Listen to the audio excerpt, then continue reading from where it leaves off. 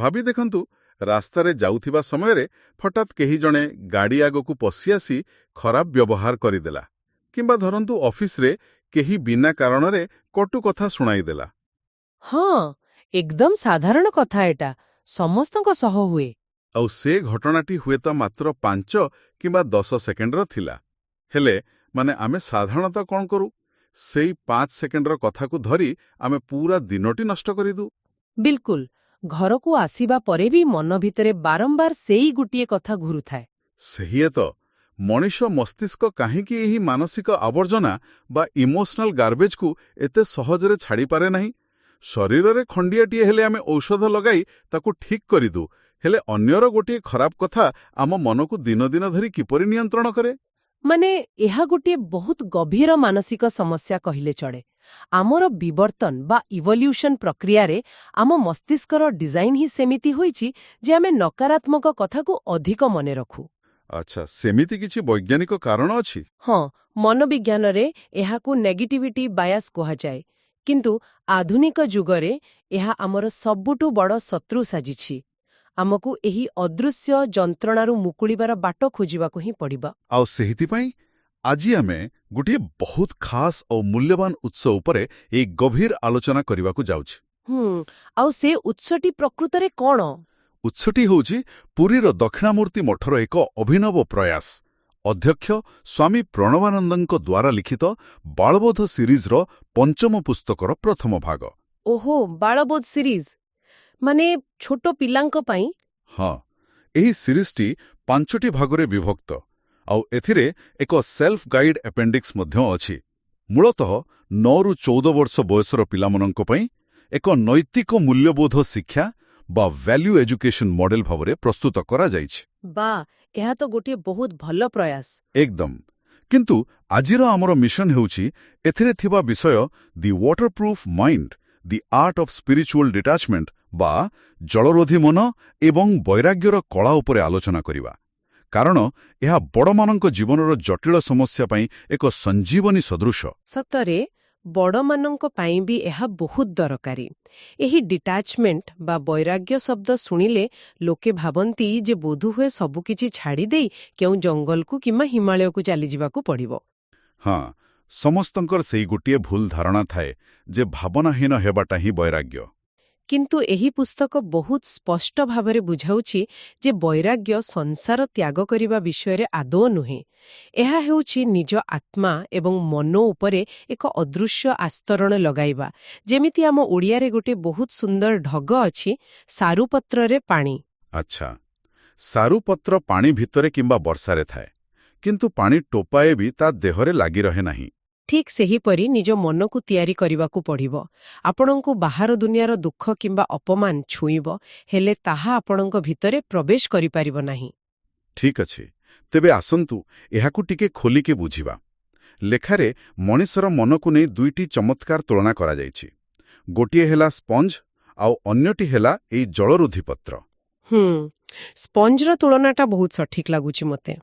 ଅଧିକାଂଶ ଲୋକଙ୍କ ମନ ଠିକ୍ ସ୍ପଞ୍ଜ ପରି କାମ କରେ। ଗୋଟିଏ ସ୍ପଞ୍ଜକୁ ଯଦି ଆମେ ମଇଳା ପାଣିରେ ପକାଇଦେବା, ତେବେ ତାହା କ'ଣ କରିବ? ସେ ସମସ୍ତ ମଇଳା, କାଦୁଅ ଆଉ ଦୁର୍ଗନ୍ଧକୁ ନିଜ ଭିତରକୁ ଟାଣି ନେବ। ଆଉ ଶୋଷି ଶୋଷି ଏହା ଏତେ ଓଦାଳିଆ ଆଉ ଭାରି ହୋଇଯିବ ଯେ ତାକୁ ଉଠାଇବା କଷ୍ଟକର ହୋଇପଡ଼ିବ। ଏକଦମ। ମଣିଷ ମନର ସ୍ଥିତି ବି ସମାନ। ଆଖପାଖର ଲୋକଙ୍କର ରାଗ, ସମାଲୋଚନା, ଅଫିସର ଟେନସନ, ଏସବୁକୁ ଆମେ ସ୍ପଞ୍ଜ ଭଳି ଶୋଷି ନିଉ। ଆଉ ତାପରେ ଦିନ ଶେଷ ବେଳକୁ ଆମ ମନ ଏତେ ଭାରି ହୋଇଯାଏ ଯେ ରାତିରେ ନିଦ ବି ଆସେ ନାହିଁ। ସତ କଥା। କିନ୍ତୁ ଏହାର ବିକଳ୍ପ ହେଉଛି ସେହି ପଦ୍ମପତ୍ର କିମ୍ବା ଆମର ସାରୁପତ୍ର। ଯଦି ଆମେ ଏହାକୁ ଟିକେ ବଡ଼ ଦୃଷ୍ଟିକୋଣରୁ ଦେଖିବା, ତେବେ ଏହି ପଦ୍ମପତ୍ରର ଉଦାହରଣଟି ଆମର ପବିତ୍ର ଶ୍ରୀମଦ୍ ଭଗବଦ୍ ଗୀତାରେ ମଧ୍ୟ ବହୁତ ଗଭୀର ଭାବରେ ଦିଆଯାଇଛି। ଗୀତାର 5ମ ଅଧ୍ୟାୟ 10ମ ଶ୍ଲୋକରେ ପ୍ରଭୁ ଶ୍ରୀକୃଷ୍ଣ କହିଛନ୍ତି, ଯିଏ ଆସକ୍ତି ଛାଡ଼ି ସମସ୍ତ କର୍ମ କରେ, ସେ ପଦ୍ମପତ୍ର ପରି ନିର୍ଲିପ୍ତ ରହେ। ଶ୍ରୀକୃଷ୍ଣ କେବେ ହେଲେ କର୍ମରୁ ପଳାୟନ କରିବାକୁ ଶିଖାଇ ନାହାନ୍ତି। ବିଲକୁଲ। ତାଙ୍କର ନିଜ ଜୀବନ ଦେଖନ୍ତୁ। ସେ ମହାଭାରତ ଭଳି ଭୟଙ୍କର ଯୁଦ୍ଧ କ୍ଷେତ୍ରରେ ଥିଲେ, ରାଜନୀତି ଭିତରେ ଥିଲେ, ଏତେ ସବୁ ବିବାଦ ଭିତରେ ରହି ମଧ୍ୟ ସେ ସବୁବେଳେ ହସୁଥିଲେ। ସେଇଟା ଗୋଟିଏ ବଡ଼ ଆଶ୍ଚର୍ଯ୍ୟର କଥା ନା? ହଁ, କାରଣ ସେ ସେହି ଜଳରୋଧୀ ଅବସ୍ଥାରେ ଥିଲେ। ସଂସାରରେ ରହି ସମସ୍ତ ଦାୟିତ୍ୱ ତୁଲାଇବା, କିନ୍ତୁ ସେହି ସଂସାରର ପଙ୍କକୁ ନିଜ ହୃଦୟ ଭିତରକୁ ଆସିବାକୁ ନ ଦେବା ହିଁ ପ୍ରକୃତ ବୈରାଗ୍ୟ। ଦେଖନ୍ତୁ, ସିଦ୍ଧାନ୍ତ ହିସାବରେ ଏହା ବହୁତ ଚମତ୍କାର ଶୁଣାଯାଉଛି।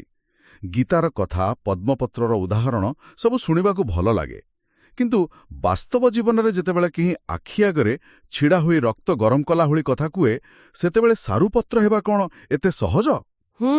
ମୁଁ ବୁଝିପାରୁଛି ଆପଣ କ'ଣ କହିବାକୁ ଚାହୁଁଛନ୍ତି। ମାନେ ମଣିଷ ହିସାବରେ ଆମ ଭିତରେ ରାଗ ଆସିବା ତ ଏକ ସ୍ୱାଭାବିକ ଜୈବିକ ପ୍ରକ୍ରିୟା ନା?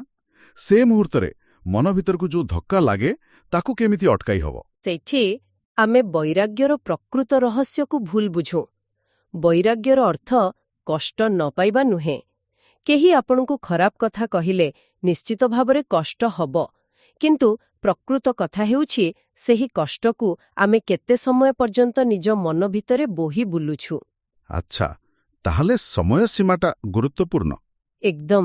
ସ୍ୱାମୀ ପ୍ରଣମାନନ୍ଦଙ୍କ ପୁସ୍ତକରେ ଏହାକୁ ବୁଝାଇବା ପାଇଁ ତାଞ୍ଜନ ଏବଂ ଏକିଡୋ ନାମକ 2 ଜଣ ବୌଦ୍ଧ ସନ୍ନ୍ୟାସୀଙ୍କର ଏକ ପ୍ରସିଦ୍ଧ କାହାଣୀ ରହିଛି, ଯାହା ଛାଡ଼ିଦେବା ବା ଲେଟିଂ ଗୋର କଳା ଶିଖାଏ। ସତରେ? କ'ଣ ସେ କାହାଣୀ? 2 ଜଣ ସନ୍ନ୍ୟାସୀ ଥରେ ତୀର୍ଥଯାତ୍ରାରେ ଯାଉଥିଲେ। ସେମାନଙ୍କର ଏକ କଠୋର ନିୟମ ଥିଲା ଯେ ସେମାନେ କୌଣସି ନାରୀକୁ ସ୍ପର୍ଶ କରିପାରିବେ ନାହିଁ। ରାସ୍ତାରେ ପ୍ରବଳ ବର୍ଷା ଯୋଗୁଁ ନଦୀ କୂଳରେ ବହୁତ କାଦୁଆ ହୋଇଯାଇଥିଲା। ସେଠାରେ ଗୋଟିଏ ସୁନ୍ଦର ରେଶମ ଶାଢ଼ୀ ପିନ୍ଧିଥିବା ମହିଳା ଅସହାୟ ଭାବରେ ଠିଆ ହୋଇଥାନ୍ତି। ଓହୋ, ମାନେ କାଦୁଆ ପାର ହେଲେ ତାଙ୍କର ଦାମୀ ପୋଷାକ ନଷ୍ଟ ହୋଇଯିବ ବୋଲି ସେ ଠିଆ ହୋଇଥିଲେ। ହଁ, ଠିକ୍। ତାହା ଦେଖି ବୟସ୍କ ସନ୍ନ୍ୟାସୀ ତାଞ୍ଜନ ଆଦୌ ଦ୍ୱିଧା ନ କରି ସିଧା ମହିଳାଙ୍କ ପାଖକୁ ଗଲେ, ତାଙ୍କ ନିଜ କାନ୍ଧରେ ଟେକି ଧରିଲେ ଏବଂ କାଦୁଆ ପାର କରାଇ କୂଳରେ ଓହ୍ଲାଇ ଦେଲେ। ଆଉ ତାପରେ ଚୁପଚାପ ନିଜ ରାସ୍ତାରେ ଚାଲିଲେ। ହେଲେ ଯୁବ ସନ୍ନ୍ୟାସୀ ଏକିଡୋ ତ ଏହା ଦେଖି ପୁରା ଆଶ୍ଚର୍ଯ୍ୟ ହୋଇଯାଇଥିବେ। ମାନେ ସିଧା ସିଧା ନିୟମ ଭାଙ୍ଗିଦେଲେ। ବିଲକୁଲ। ସେ ମନେ ମନେ ବିରକ୍ତ ହେଉଥିଲେ, ଆଉ ଏହି ରାଗ ଏବଂ ସମାଲୋଚନାର ଭାବନା ଏକିଡୋଙ୍କ ମନରେ 4 ଘଣ୍ଟା ଧରି ଘାଣ୍ଟି ହେଉଥିଲା।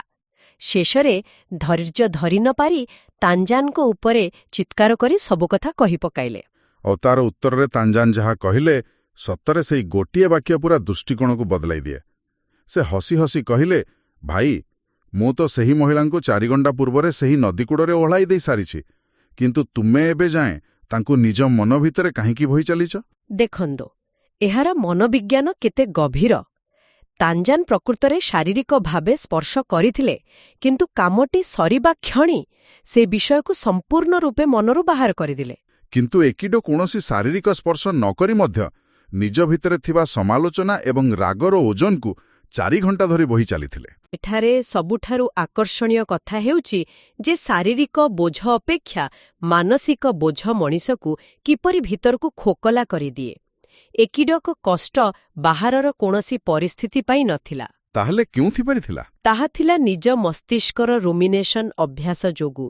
ମାନେ ଗୋଟିଏ କଥାକୁ ବାରମ୍ବାର ଚୋବାଇବା ବା ପାକୁଳି କରିବା।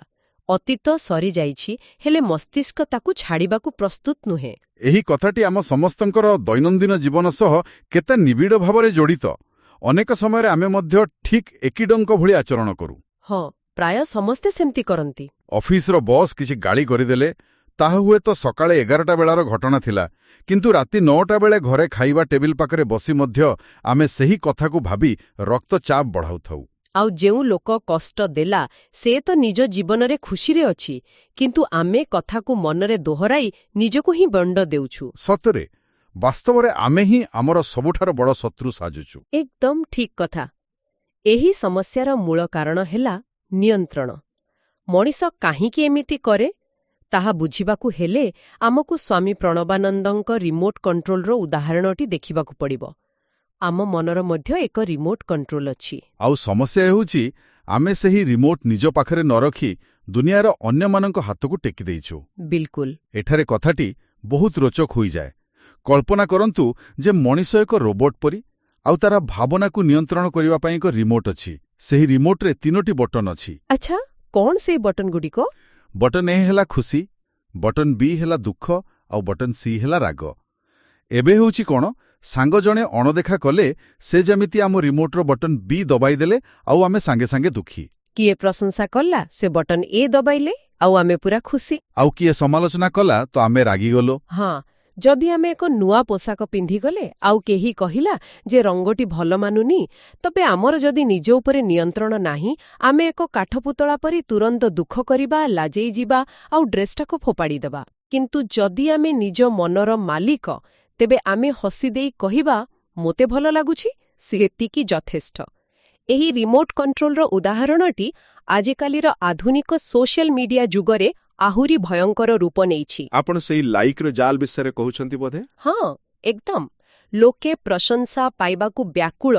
ମୋ ଫଟୋରେ କେତେ ଲାଇକ୍ ଆସିଲା ତା ଉପରେ ନିର୍ଭର କରିବାର ଅର୍ଥ ହେଲା ଯେ ଆମେ ନିଜ ଖୁସିର ରିମୋଟ୍ ଅଜଣା ଲୋକଙ୍କ ହାତରେ ଟେକି ଦେଇଛୁ। ଆଉ ଯେତେବେଳେ କେହି ଧ୍ୟାନ ଦେଉନାହାନ୍ତି, ଲୋକେ ସିଧା ଅବସାଦ ବା ଡିପ୍ରେସନକୁ ଚାଲି ଯାଉଛୁ। ସେଇଥିପାଇଁ ନିଜ ରିମୋଟ୍ ନିଜ ପାଖରେ ରଖିବା ହିଁ ବୈରାଗ୍ୟ। ମାନେ ମୁଁ ପୋଷ୍ଟ କଲି କାରଣ ମୋତେ ଭଲ ଲାଗିଲା, କେହି ଲାଇକ୍ କଲେ ବି ମୁଁ ଖୁସି, ଆଉ ନ କଲେ ବି ମୋ ସ୍ଥିତିରେ ପରିବର୍ତ୍ତନ ହେବନି। ତେବେ ଏସବୁର ପ୍ରକୃତ ଅର୍ଥ କ'ଣ? ସିଦ୍ଧାନ୍ତ ଜାଣିବା ତ ଗୋଟିଏ କଥା, କିନ୍ତୁ ଯେତେବେଳେ ପ୍ରକୃତ କଠିନ ପରିସ୍ଥିତି ଆସେ, ସେତେବେଳେ ଏହି ଜଳରୋଧୀ ମନ କିପରି ତିଆରି କରାଯିବ? ହଁ, ଖାଲି କଥାରେ ତ ମନ ଶାନ୍ତ ହୋଇଯାଏନି। ବିଲକୁଲ। ବାଳାବୋଧ ପୁସ୍ତକରେ ପିଲାଙ୍କୁ ଶିଖାଇବା ପାଇଁ ଯେଉଁ ପ୍ରାୟୋଗିକ ମାର୍ଗଦର୍ଶିକା ଦିଆଯାଇଛି, ତାହା ଆମ ବଡ଼ମାନଙ୍କ ମସ୍ତିଷ୍କରେ ଏକ ଡିଲିଟ୍ ବଟନ୍ ତିଆରି କରିବା ପାଇଁ ଏକଦମ ଉପଯୁକ୍ତ। ସେହି ଟୁଲକିଟ୍ରୁ ପ୍ରଥମ କୌଶଳଟି ହେଉଛି 5 ମିନିଟ୍ ରାଗ ନିୟମ। ଆଉ ଏହି 5 ମିନିଟ୍ ଆଙ୍ଗର ରୁଲ୍ ହେଉଛି ଲେଟିଂ ଗୋ ବା ଛାଡ଼ିଦେବାର ସବୁଠାରୁ ଶକ୍ତିଶାଳୀ ବୈଜ୍ଞାନିକ ପଦକ୍ଷେପ। ଆଚ୍ଛା, ଏହା ପ୍ରକୃତରେ କିପରି କାମ କରେ? ନିୟମଟି ଅତ୍ୟନ୍ତ ସରଳ। ଯେତେବେଳେ କେହି ଆପଣଙ୍କୁ ଖରାପ କଥା କହୁଛି, ନିଜ ଭାବନାକୁ ଚାପି ଦିଅନ୍ତୁ ନାହିଁ। ନିଜକୁ କୁହନ୍ତୁ, ମୁଁ ଠିକ୍ 5 ମିନିଟ୍ ପାଇଁ ପୁରା ଦମ୍ରେ ରାଗିବି, କାନ୍ଦିବି କିମ୍ବା ତକିଆରେ ମୁହଁ ରଖି ଚିତ୍କାର କରିବି। ମାନେ ନିଜ ଭିତରର ସମସ୍ତ ବିଷୟକୁ ବାହାର କରିଦେବେ? ଏକଦମ। କିନ୍ତୁ ସର୍ତ୍ତ ହେଉଛି ଠିକ୍ 5 ମିନିଟ୍ ପରେ ଆଲାର୍ମ ବାଜିବା ମାତ୍ରେ ସେହି ବୟସ୍କ ସନ୍ନ୍ୟାସୀଙ୍କ ପରି ମନରୁ ବୋଝକୁ ସମ୍ପୂର୍ଣ୍ଣ ଓହ୍ଲାଇ ଦେବେ ଆଉ ପଛକୁ ଫେରି ଚାହିଁବା ମନା। ଟିକେ ରୁହନ୍ତୁ, ଏଠାରେ ମୁଁ ଗୋଟିଏ କଥା ପଚାରିବାକୁ ଚାହୁଁଛି। ଆମେ ତ ମଣିଷ, ଆମ ରାଗ କୌଣସି ମାଇକ୍ରୋୱେଭ୍ ଓଭେନ୍ ନୁହେଁ ଯେ ଟାଇମର ସେଟ୍ କରିଦେଲେ 5 ମିନିଟ୍ ପରେ ଟିଙ୍ଗ କିନା ଆବାଜ ହେବ ଆଉ ଆପେ ଆପେ ବନ୍ଦ ହୋଇଯିବ। ହଁ, କଥାଟା ଠିକ୍ କହିଲେ ଆପଣ। କୌଣସି ଗରମ ଭାବନାକୁ ହଠାତ୍ କେମିତି କେହି ବନ୍ଦ କରିଦେଇପାରିବ?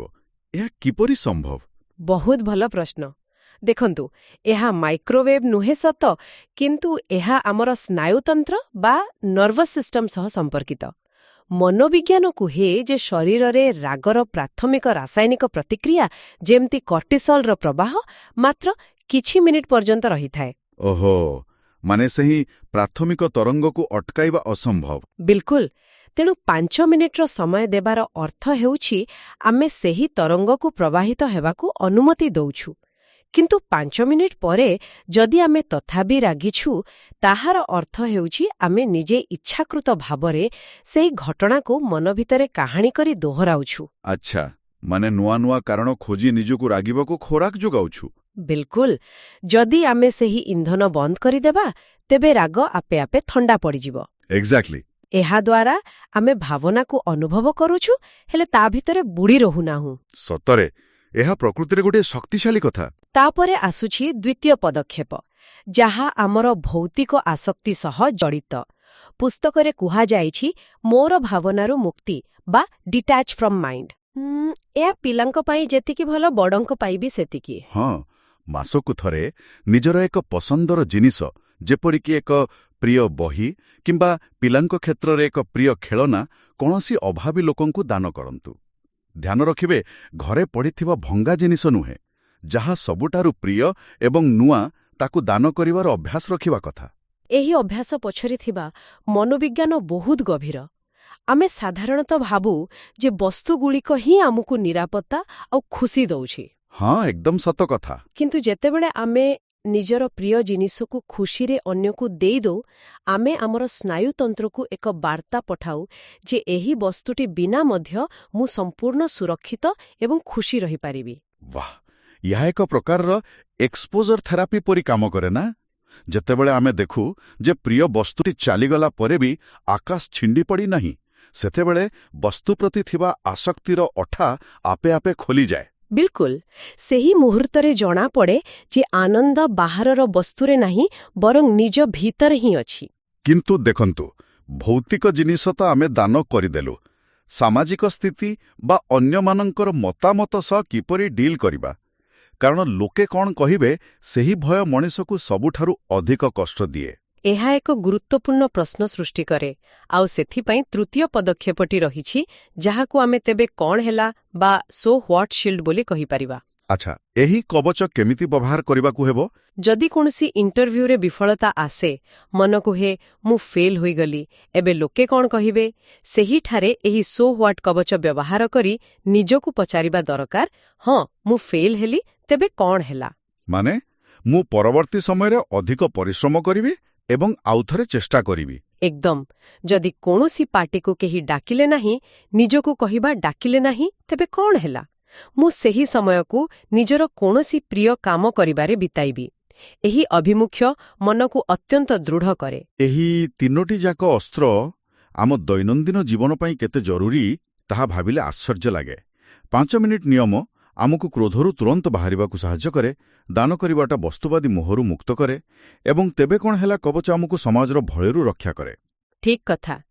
ଏସବୁ ଶୁଣିଲା ପରେ ଏହା ସମ୍ପୂର୍ଣ୍ଣ ସ୍ପଷ୍ଟ ହୋଇଯାଉଛି ଯେ ବୈରାଗ୍ୟ ବା ଡିଟାଚମେଣ୍ଟ ପ୍ରକୃତରେ କୌଣସି ଦୁର୍ବଳତା ନୁହେଁ, ଏହାର ଏକ ଅସାଧାରଣ ମାନସିକ ଶକ୍ତି। ମାନେ, ନିଜ ମନର ଦୁର୍ଗକୁ ଏତେ ମଜବୁତ କରିବାର କଳା ଯେ ବାହାର ଶତ୍ରୁ ଭିତରେ ପଶିପାରିବେ ନାହିଁ। ବିଲକୁଲ। ଏହି ସମଗ୍ର ଆଲୋଚନାକୁ ଯଦି ଆମେ ଏକାଠି କରିବା, ତେବେ ଜଣାପଡ଼େ ଯେ ବୈରାଗ୍ୟର ପ୍ରକୃତ ଉଦ୍ଦେଶ୍ୟ ସଂସାରରୁ ପଳାୟନ କରିବା ନୁହେଁ, ଏହା ହେଉଛି ସଂସାରର ମାଷ୍ଟର ହେବା ବା ନିଜର ମାଲିକ ହେବା। ଆମେ ଯେ ପର୍ଯ୍ୟନ୍ତ କୌଣସି ଅପମାନକୁ ନିଜ ଆଡ଼ୁ ଜାବୁଡ଼ି ଧରି ନାହୁଁ, ସେ ପର୍ଯ୍ୟନ୍ତ ଦୁନିଆ ଆମକୁ କଷ୍ଟ ଦେଇପାରିବନି ନା କ'ଣ? ଏକଦମ। ସମସ୍ୟା ବାହାର ପରିସ୍ଥିତିରେ ନାହିଁ, ସମସ୍ୟା ହେଉଛି ଆମର ଧରି ରଖିବାର ଅଭ୍ୟାସରେ। ଆମକୁ ସେହି ଜଳରୋଧୀ ପଦ୍ମପତ୍ର ହେବାକୁ ପଡ଼ିବ, ଯେଉଁଠାରେ ଆମେ ସବୁ କର୍ମ କରିବା, ସମସ୍ତଙ୍କ ସହ ମିଶିବା, ତଥାପି ଭିତରୁ ସମ୍ପୂର୍ଣ୍ଣ ଶୁଖିଲା ଓ ଶାନ୍ତ ରହିପାରିବା। ସ୍ୱାମୀ ପ୍ରଣବାନନ୍ଦଙ୍କ ଦ୍ୱାରା ଲିଖିତ ଏହି ବାଳବୋଧ ପୁସ୍ତକଟି ଛୋଟ ପିଲାଙ୍କ ପାଇଁ ଉଦ୍ଦିଷ୍ଟ ହେଲେ ବି ଆମ ବୟସ୍କମାନଙ୍କୁ ଜୀବନ ବଞ୍ଚିବାର ଏକ ସହଜ ରାସ୍ତା ଦେଖାଉଛି। ନିଶ୍ଚିତ ଭାବରେ ଏହା ଏକ ଅତ୍ୟନ୍ତ ଆବଶ୍ୟକୀୟ ଜୀବନ ଦର୍ଶନ। ଏବେ ଆଜିର ଏହି ଆଲୋଚନାକୁ ଶେଷ କରିବା ପୂର୍ବରୁ ଗୋଟିଏ ଗଭୀର ଚିନ୍ତାଧାରା ଆଡ଼କୁ ଦୃଷ୍ଟି ପକାଇବା। ଭାବି ଦେଖନ୍ତୁ ତ, ଯଦି ଦୈନନ୍ଦିନ ଜୀବନରେ ଏହି 5 ମିନିଟ୍ ରାଗ ନିୟମକୁ କଠୋର ଭାବରେ ପାଳନ କରାଯାଏ, ତେବେ କ'ଣ ହେବ? ସତରେ କ'ଣ ହେବ? ଯେକୌଣସି ରାଗ ବା ଅପମାନକୁ କେବଳ 5 ମିନିଟ୍ ପାଇଁ ଅନୁଭବ କରି ତାପରେ ତାକୁ ଛାଡ଼ିଦେବାର କ୍ଷମତା ହାସଲ କଲେ ମଣିଷ ପାଖରେ ଖୁସି ରହିବା ପାଇଁ କେତେ ଅଧିକ ସମୟ ବଞ୍ଚିଯିବ ନାହିଁ କି? ଯେଉଁ ଘଣ୍ଟା ଘଣ୍ଟା ସମୟ ଆମେ ଅନ୍ୟ ଉପରେ ରାଗିବାରେ ବା ଅତୀତକୁ ନେଇ କାନ୍ଦିବାରେ ନଷ୍ଟ କରୁଛୁ, ସେହି ବଳକା ସମୟକୁ ଯଦି ଏକାଠି କରାଯାଏ, ତେବେ ଦିନସାରା ଏକ ବିଶାଳ ସମୟଖଣ୍ଡ ବଳି ପଡ଼ିବ। ଓହୋ, ତାହା ଗୋଟିଏ ବହୁତ ବଡ଼ ପରିବର୍ତ୍ତନ ଆଣିଦେବ। ବିଲକୁଲ। ସେହି ମୂଲ୍ୟବାନ ସମୟ ଆଉ ଶକ୍ତିକୁ କୌଣସି ନୂଆ ଦକ୍ଷତା ଶିଖିବାରେ, ପରିବାର ସହ ବିତାଇବାରେ କିମ୍ବା ଏକ ସୁନ୍ଦର ସୃଜନଶୀଳ କାମରେ ମଧ୍ୟ ନଗାଯାଇ ପାରିବ। ଏହା ଏକ ଏପରି ପ୍ରଶ୍ନ ଯାହା ନିଜ ଜୀବନଶୈଳୀ ଉପରେ ପୁନର୍ବିଚାର କରିବାକୁ ନିଶ୍ଚୟ ବାଧ୍ୟ କରିବ। ଦିନ ଶେଷରେ ପସନ୍ଦ ଆମର, ଆମେ ମାନସିକ ଆବର୍ଜନା ଶୋଷୁଥିବା ଏକ ଉଦାଳିଆ ସ୍ପଞ୍ଜ ହୋଇ ରହିବା, ନା ନିଜର ସମସ୍ତ ସୁଖର ଚାବିକାଠି ନିଜ ହାତରେ ରଖିଥିବା ଏକ ମୁକ୍ତ ଜଳରୋଧୀ ପଦ୍ମପତ୍ର ହେବା।